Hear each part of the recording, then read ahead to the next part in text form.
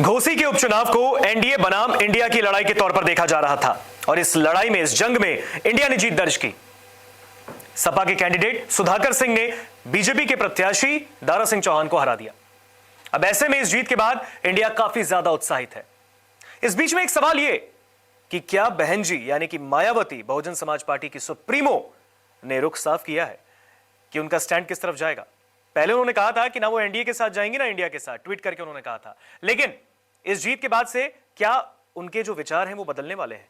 क्योंकि उन्होंने इस चुनाव में कहा था कि मतदान का प्रयोग ना करें, मत कीजिए वोट, अगर करना है तो नोटा पे बटन दबाइए। नोटा 5वें नंबर पर रहा इस चुनाव में, यानी कहीं ना कहीं दलित वोटरों में आज भी वहां पर घोसी में मायावती का दबदबा बरकरार है। मायावती की अपील तो रंग लाई। अब मायावती की इस अपील ने बीजेपी का जो गेम था वो भी बिगाड़ दिया। बीजेपी के प्रत्याशी को जो हार का सामना देखना पड़ा, इसकी वजह भी मायावती की अपील रही।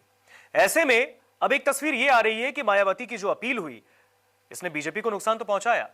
हालांकि सपा की जीत हो गई, इंडिया की जीत हो गई।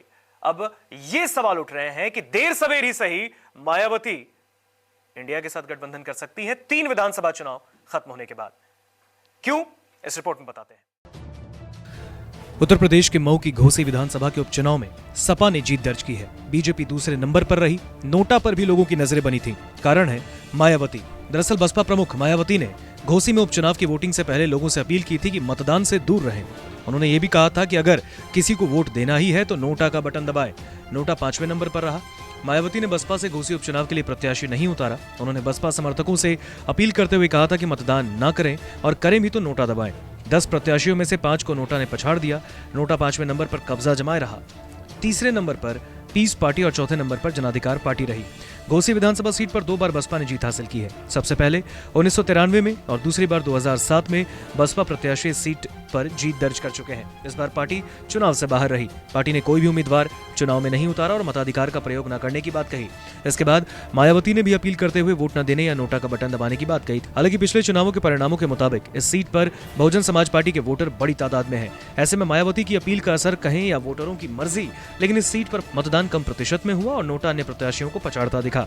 मायावती की इस अपील को राजनीति में उनके नए दांव की तरह देखा जा रहा है। कम मतदान होने और नोटा को वोट मिलने से ये भी धारणा बन रही है कि दलित वोटर अभी भी मायावती के साथ हैं।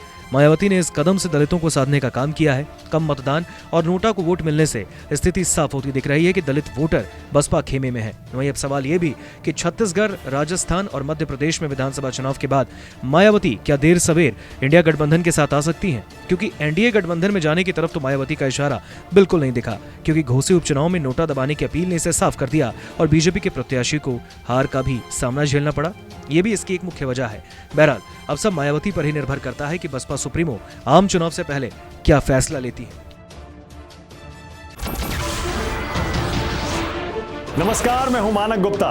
अगर आपको हमारा ये वीडियो पसंद आया हो तो इसे लाइक और शेयर जरूर करें और हां, हमें सब्सक्राइब और फॉलो करना ना भूलें ताकि आप देश और दुनिया की कोई खबर मिस ना करें।